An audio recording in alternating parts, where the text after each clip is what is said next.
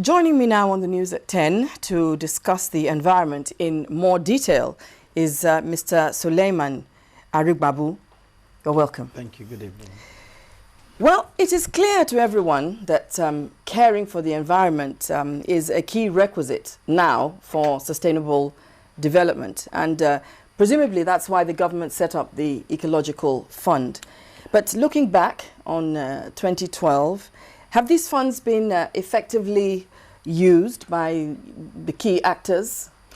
Thank you very much. Unfortunately, the response is in the negative. The Ecological Fund, beautiful as the idea behind it is, has not been there when when the country most needs it.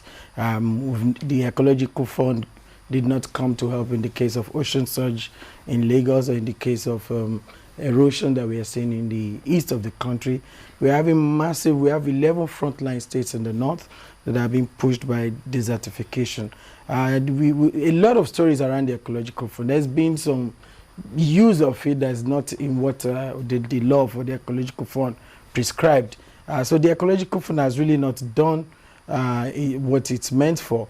And even if we had to have used the Ecological Fund, well, it still wouldn't have been enough actually because Nigeria is a big frontline country for the various phases of climate change and environmental scenarios that we're seeing from the south up to the north. So it's something that in 2013 we need to properly plan to respond and be proactive, like the expert in the clip just said.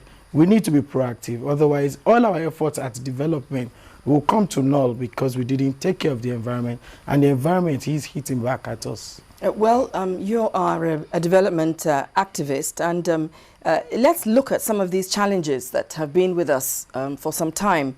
Have we actually made progress? I mean, in the north, there's desert encroachment.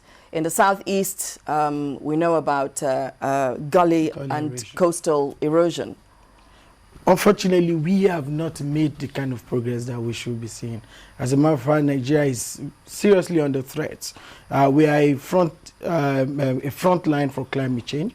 What we are seeing along the Nigerian coastline is unfortunately going to get worse. As global warming increases and sea level rise increases, Nigeria is going to see a lot of coastal erosion. And unfortunately, agencies like NIMASA, for instance, as I said in the clip, have not ensured that our coastlines are kept free of ship abandonment and such things that increase the spate of coastal erosion. In the north of the country, we have the Great Green Wall, which is an initiative of countries along West Africa. Unfortunately, Nigeria is not doing enough to reforest in the north, and we still have the desert pushing down in the country. Unfortunately, all across the country, we don't have good forest laws, so people are logging indiscriminately. All the forest resources that we have, we are losing them indiscriminately. And when we do this, that's why we have seen what we are seeing in the east of the country, where the soil is giving way to erosion. That's where we start to have conflicts. Most of the conflicts we are seeing in Nigeria are resource-based.